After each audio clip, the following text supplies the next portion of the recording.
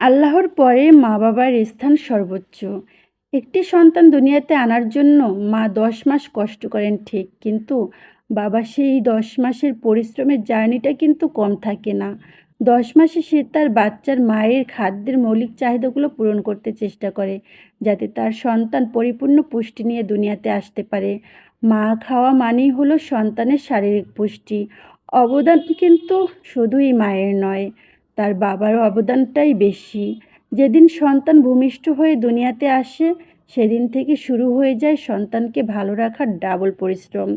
Hospital বিল থেকে শুরু করে খাবার, অন্যান্য সব রকমের মৌলিক চাহিদা বাবার টাকাতেই পূরণ হয়। আবার যখন একটু বড় হয়, তখন স্কুল খরচ, পোশাক, সাজসজ্জা, অন্যান্য সব চাহিদাই বাবার টাকাতেই পূরণ হয়।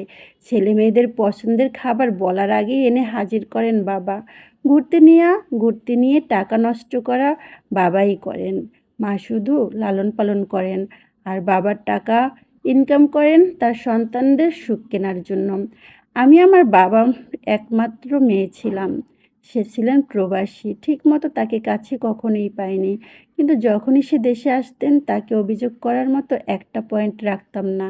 তাকে বলতে হতো না পড়তে বসো না কেন, কারণ আমি ভাবতাম সে যেন কোনো কারণে আমার জন্য মনে কষ্ট না পায়। আমাদের সুখ দিতে গিয়েই তো প্রবাস গেছেন। আমি আমার বাবার মুখের উপরে কখনো কোনো কথা বলিনি।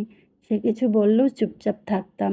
মাঝে মাঝে বকা দিলেও আদর করে কাছে ডেকে বলতো, মা আয় রে, আমার কাছে আয়, আমার মাথায় একটু হাত বুলিয়ে দে, তোর ছোট ছোট হাতগুলো দিয়ে আমার চুলগুলো একটু টেনে দে। আমিও খুশি হয়ে যেতাম। তাকে যখন মাথায় হাত বুলিয়ে দিতাম, সেও খুশি হতো, আমিও খুশি থাকতাম। বাট আজকালকার ছেলেমেয়েরা বাবার পাশে তো বসতেই চায় না। তাদের জীবনের প্রথম প্রায়োরিটি হলো মোবাইল। আর যদি কখনো কোনো কিছুর জন্য বকা বা একটু ডাক নেয়, তখন বাবা মায়ের দেয়া হাজার ভালোবাসা ভুলে যায় একটা মাত্র বকাতে। ভুলে যায় তার জন্য কী কী করেছেন তার বাবা। তখন বাচ্চাদের চোখে মা বাবা হয়ে যায় নিকৃষ্ট। তখন আর এটা ভাবে না বাবা মা বকা দেয় ভালোর জন্য। ভালো থাকতে মূল্য দাও বাবা মাকে। হারিয়ে গেলে কাঁদলেও লাভ হবে না। হারানোর পর মানুষ বুঝে, যেমন আমি বুঝি আমি কি হারিয়েছি, বাবা থাকাটা কতটা জরুরি। হয়তো তোমাকে ভালো রাখতে গিয়ে কোনো একটা সময় তোমার মা রাতের পর রাত ঘুমায়নি, তোমার বাবা রাতের পর রাত বাসায় ফিরেনি, তোমার সুখের জন্য অর্থ ইনকাম করতে বাইরে থাকতো। এমন একটা সময় আসে, মা বাবা সন্তানের কষ্টেই পাশে থাকে, চোখের পানি মুছে দেয়, যা কখনো কোনো মেয়ের স্বামীও করতে পারে না।